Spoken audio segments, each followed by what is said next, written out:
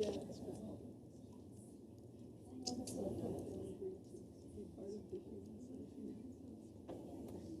disgusting and bad. That's all I'm going to say. The South Park kick is very disgusting. Thank you.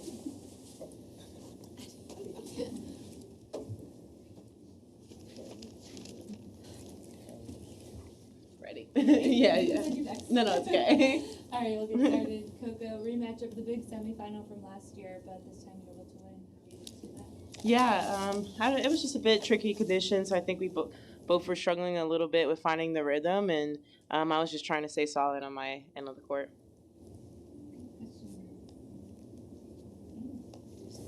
On the back there, yeah. Yeah, go ahead. Coco, congratulations on the win, as always. I know it's never fun to talk about some trouble with the serve in the last two matches. Yeah. Is a new routine you're doing? What's going on with that? Yeah, like I said, I've been in the process of changing that, so just trying to continue with that, and it's tough trying to learn a new motion. You were talking about the tricky conditions. I'm curious, what about it was tricky today? And then also picking up on something you were talking about the other day about the difference between the Middle East courts and these courts. What would be like your ideal court for your game that if you could design the court where you would always play on? What would that be? I don't really know, because sometimes I've done good on like faster conditions, and sometimes I do well on slower. Typically I would say I do well slower, but I don't know. It's pretty slow here. I think I guess Middle East it was kind of slow, but with the balls it was like extra, like they weren't getting a lot of bounce. And here it gets a lot of bounce on them, so that does help. But it's just hard to hit a winner and kind of like hit through your serves here. Sometimes you hit a good shot and like you think it's a great shot and your opponent is there. So I think it's just kind of testing the patience out here. And the conditions today, what was tricky? Oh, it was just wind, like swirling in the stadium. It was my first match on this stadium one.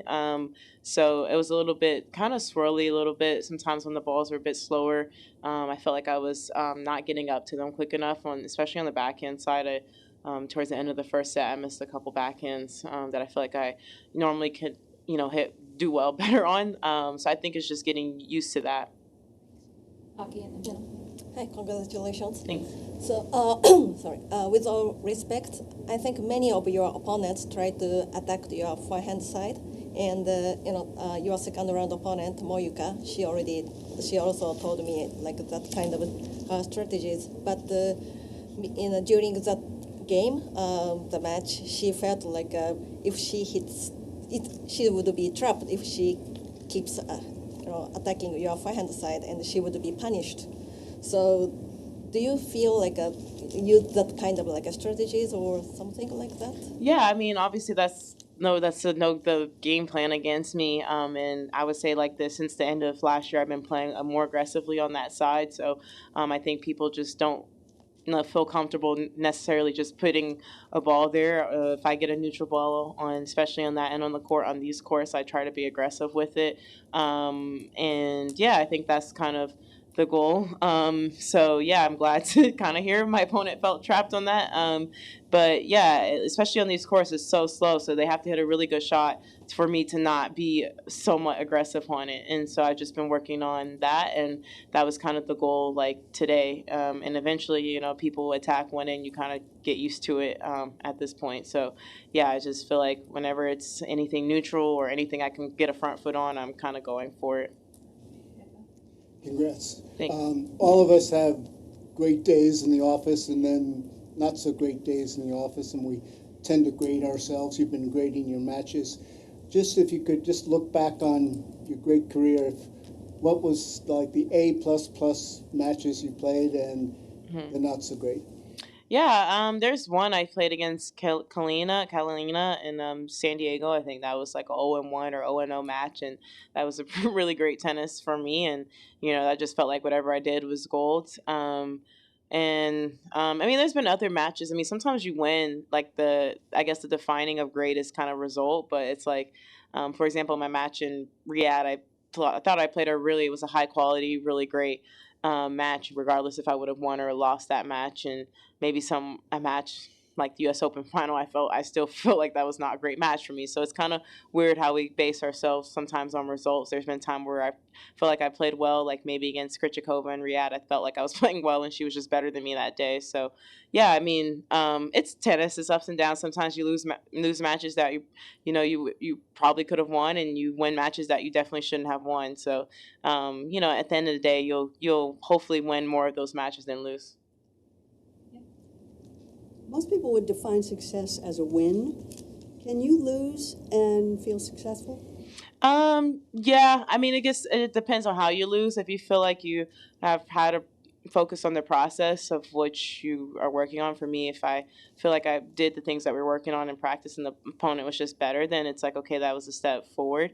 But yeah, I mean, obviously it never feels great losing. So I guess it's, for me, harder to find the positives in the loss. But I've been trying to do more of that lately. All right, last couple, Chris.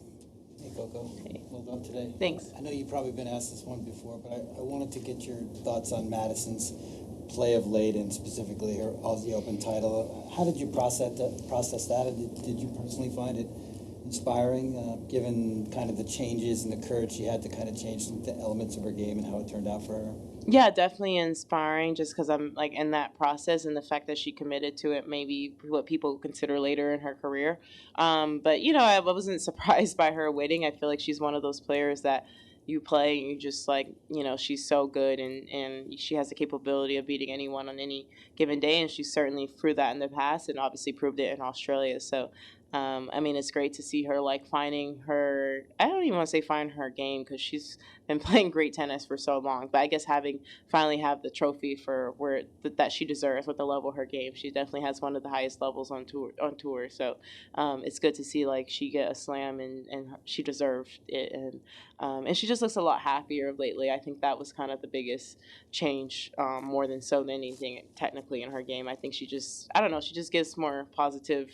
Not that she's ever negative, but I don't know. I feel like I can feel energy off people, and she just, when I'm around her, she just seems a bit happier. Even before winning Australia, to me, she felt like she was happier around the locker room and things like that. And I usually feel like when players are in that mindset, they tend to do better.